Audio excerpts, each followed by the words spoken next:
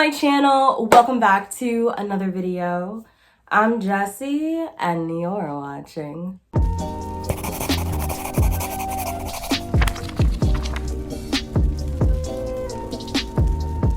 Welcome to the start in a brand new series here on Bowties and Books where I review 10 books in 10 minutes. I am so excited to finally be launching this series because it's something that I've been wanting to do literally all year. And this video is also going to be doubling as my October wrap up. I read some amazing books in October and just literally cannot wait to talk about them with y'all. And in case y'all haven't already picked this up, I am recovering from a cold, so if I sound congested, that is why. Tested negative for COVID though, which, yay. I tend to have really lengthy book reviews, so I hope that this series is going to be good for those of you who just don't have the attention span for long book reviews or who prefer to know less going into a book. But before we hop into the book reviews, I want to give a shout out to the sponsor of today's video, and that sponsor is none other than Book of the Month. Book of the Month is a super popular and fast-growing e-commerce subscription where every single month they send you a book in a nice blue box. So what is amazing about this service is that they have this awesome team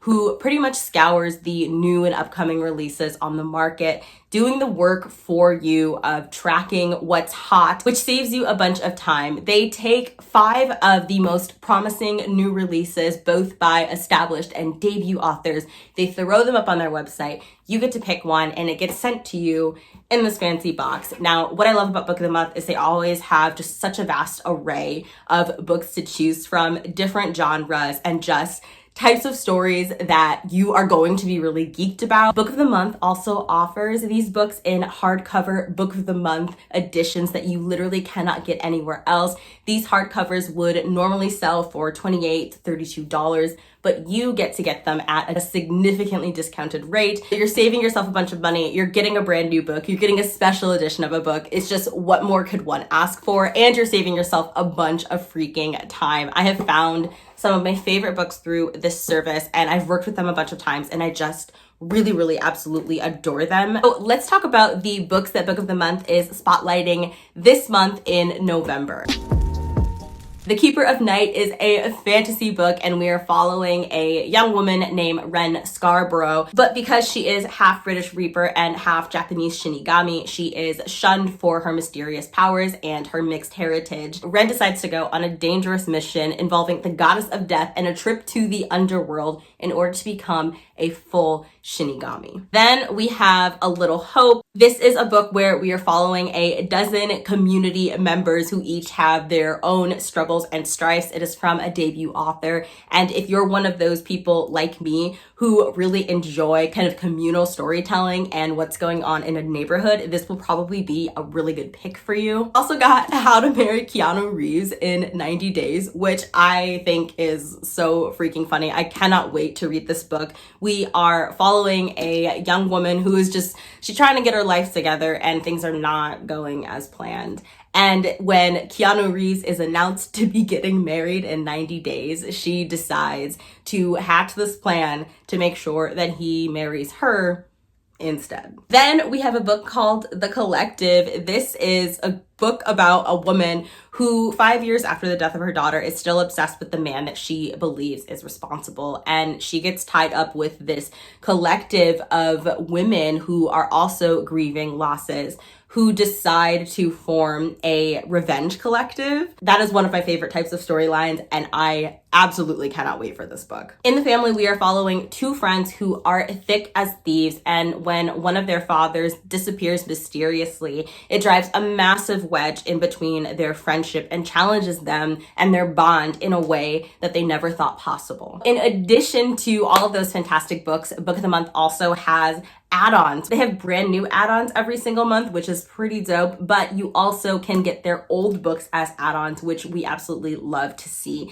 So I'm going to be spotlighting 2 of the add-ons. The first one is My Body. This is a memoir from Emily Ratajkowski, who is a Victoria's Secret supermodel. She is just one of the most famous models in the entire world, and she's talking about the sexualization and the toxicity, and I'm just so freaking excited to get to this book. It sounds so important and timely. And then we have a memoir from none other than Will Smith. Will Smith, I mean, we all know who he is. I grew up with his TV shows and his movies, and I'm so freaking excited about this. I love that this is given to us in the colors of Fresh Prince and Bel-Air, and it basically just follows his rise. And I like literally could not be more excited about this book. So in my opinion, they have some pretty dope add-ons that I think you're gonna wanna get your hands on. And if you wanna get your first Book of the Month box for the low price of only $9.99, you can use my code BOWTIES, which will be linked in the description box below. So thank you so much to Book of the Month for sponsoring this video. And now I think it is time for us to get into 10 books in 10 minutes. I am so excited about this challenge. The reason that I decided to do this series is because I have so many of y'all who really enjoy my in-depth book reviews, and that's just how I naturally review books. I love going into lots and lots of detail, but there are so many of you who prefer to go into books knowing very little, and so I thought that this series would be a really good way to get to satisfy both types of readers and viewers. And I wanted to challenge myself, am I even capable of reviewing a book in a minute or under? I literally don't know, so this is going to be a fun experiment. Akasha is barking.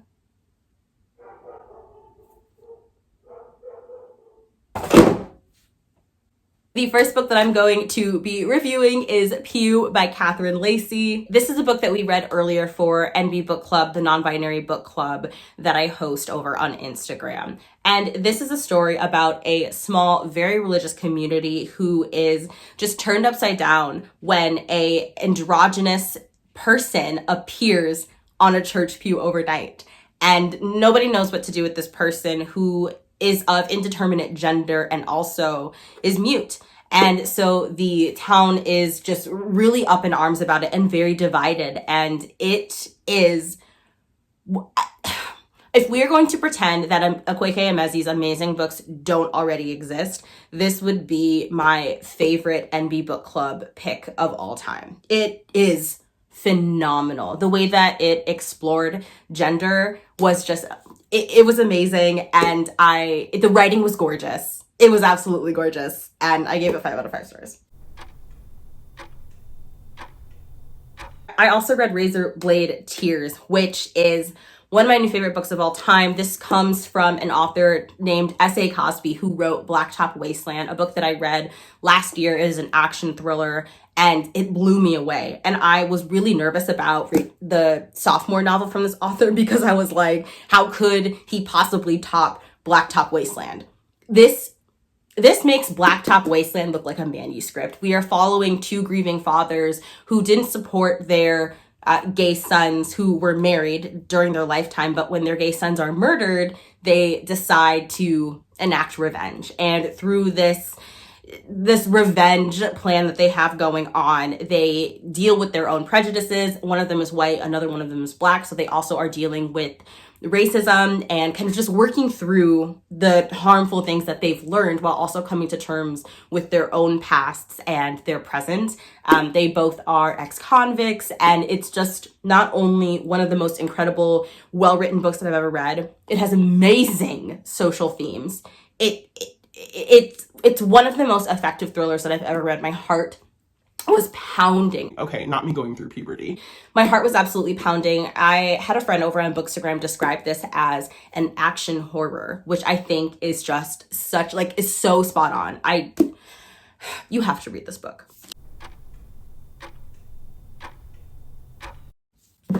And then I did it. I finally read Uzumaki, just one of the most celebrated horror books of all time by Junji Ito, who is this Japanese writer and illustrator. And I was nervous going into this book because I was like, is it really going to live up to the hype? And a lot of times when people say something is horrific, it usually doesn't scare me. And I don't mean to say that in a way that's like, oh my God, I'm just like so cool. It's just because I've been consuming horror since I was literally 5 years old. It's a long story. If you've been following me on my channel, you'll know my horror journey. And so I've seen a lot.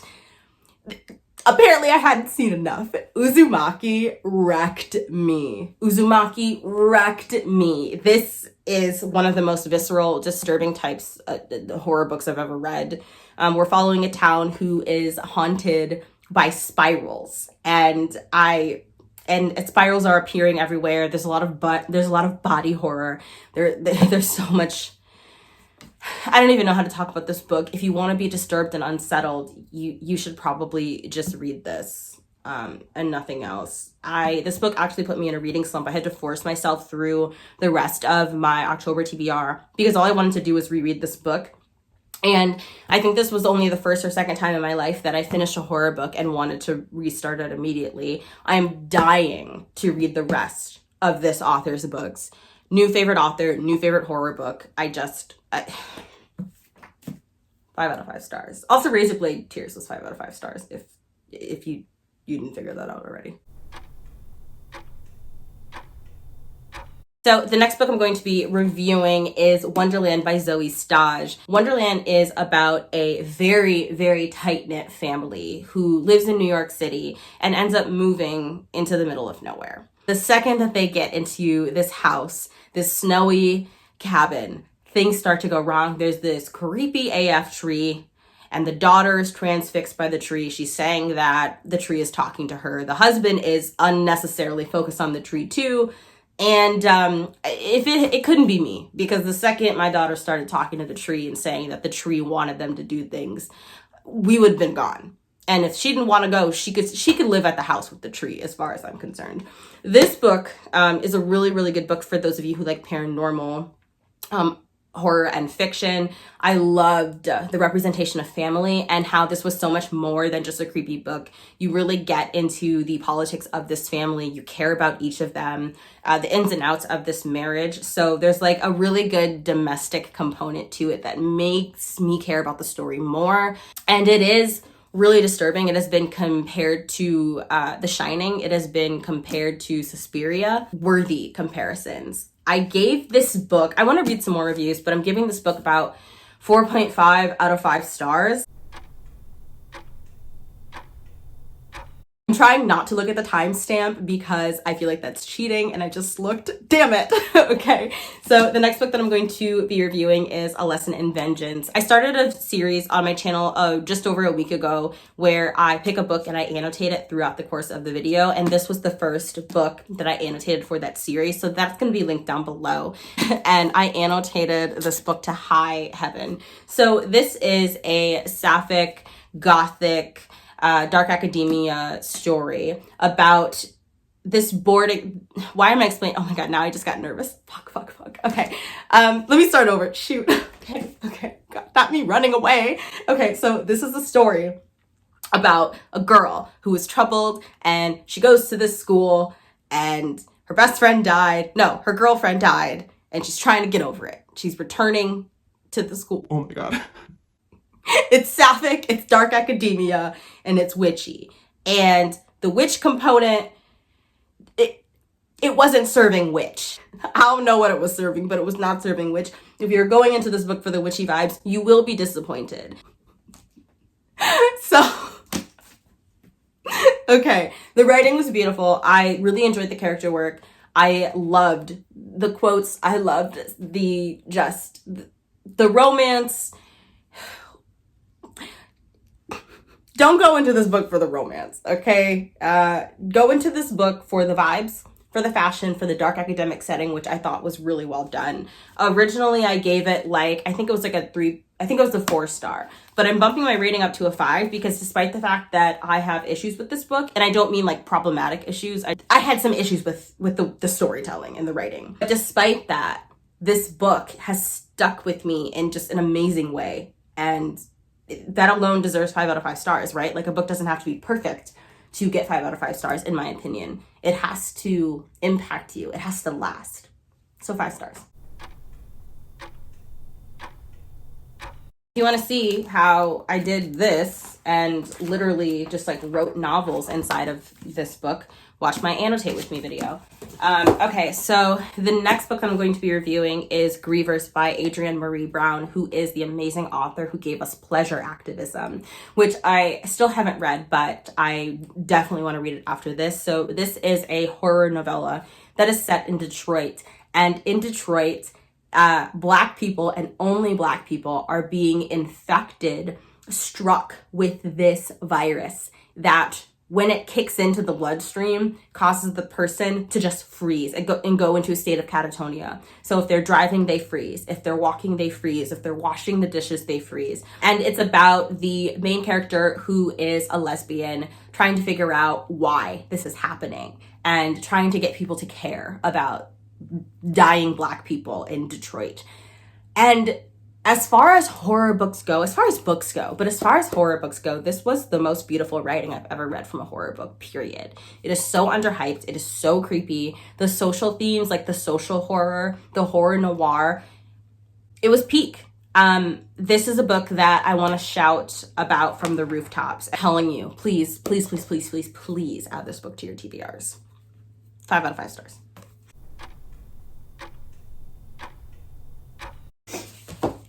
Okay, so then we have Don't Look for Me by Wendy Walker. This was on my list of 7 thrillers I want to read in 2021. It tells the story of a woman who is just reeling after the loss of her daughter. It has torn her entire family apart, and she's just so guilty because she feels 100% responsible for her child's death. And she finds herself kidnapped and forced to care for this child in the middle of the woods. And she's forced to be called mommy, and she's locked in a cage with this child. And this book made me so uncomfortable because every other word in this book was mommy. And she was narrating the book.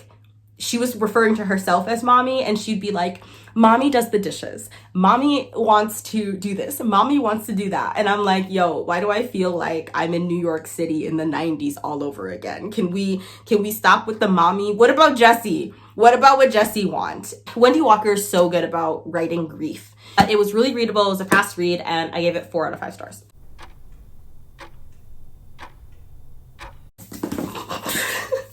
I was so nervous. Then we have Goblin, which I read with my patrons for our October Patreon buddy read. And I gave this book 2 stars. Now, the ending was so good, I'm thinking of bumping it up to a 3.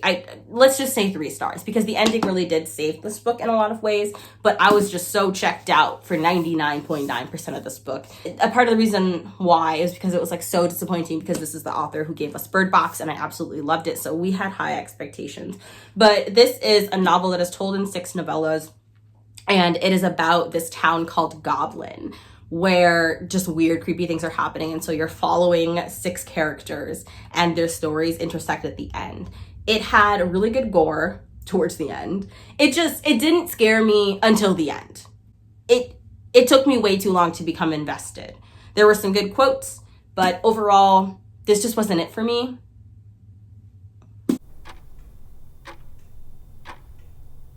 The final book that we are going to be reviewing is The Turnout by Megan Abbott. By Megan Abbott. Now, this is a book about a family of dancers who all have secrets and are all grieving in different ways. And what is this book about? Why did I forget everything that I knew about this book? Shoot, what is this about? Okay, this dance. They're trying to keep their dance studio alive. There's a performance of the Nutcracker that they're preparing for. Yeah. Oh, yeah. Okay, so the... Shoot. Okay, the point is, this was some really beautiful writing, really good quotes. I would call this a suspense book. And the suspense, like the gothic kind of storytelling, was really good. I liked the representation of the dark side of being a dancer, as a retired dancer myself. I also liked that there were some really sensitive themes, like about like child abuse and child exploitation, that in my opinion were handled really well. Now, there are people who felt the opposite. And so definitely trigger warnings for this book. But for me, I thought those themes were like executed in a way that was empathic and important. And I just really liked it. And although, again, it wasn't a perfect book, like I wasn't super invested in it while reading, I think I'm still going to give it 5 out of 5 stars because it just did it. Like, it did it. We also have Infinite Country by Patricia Engel. A Little Life has absolutely nothing on this book. If you want to read a book that will devastate, destroy you, undo you on the cellular level, this is the book for you. My soul wept while reading this book. Definitely like contender for favorite book of the year. I think about this book every day. So in this book, we are following a Colombian family who immigrates from Colombia to the United States. The family gets split up because of ICE. And so we're following the repercussions of this family being split up. We are following some of the family members in the United States and some of them in Colombia. And they are all on a journey to find their way back to each other. You will not find a sadder book than this. You will not find a book where you care about characters more. The writing was gorgeous. It has so many themes: social unrest, trying to have upward mobility, immigration issues, issues of sexual violence, issues of family and love. This also has my favorite romance, one of my favorite romances of all time. And it's not like a romance book, but you'll see what I mean. There's just so much love in this book. Ultimately, this is a story about love and country and family and home. And I gave it 5 out of 5 stars. Easily. I feel like I failed so hard. I tried so hard. Thanks again to Book of the Month for sponsoring another one of my wacky videos. If you want to get your first box for only $9.99, use my code BOWTIES, which is linked in the description. I hope y'all enjoyed this series. Please let me know in the comment section down below what books you'd like to see me review in 10 minutes. I would love to do 20 books in 20 minutes, 30 books in 30 minutes. Also let me know like how many minutes you want to see me review how many books in. You know what I'm saying? All right, if you made it this far in the video, why don't you leave a clock emoji or any kind of emoji that simulates time, or you can write time, clock, whatever, since this video is oriented around time. So that's gonna do it for this video. All of my social media links will be in the description box below. I hope you enjoyed this Bowties and Books production, and I hope to see you in my next one. My voice cracked again.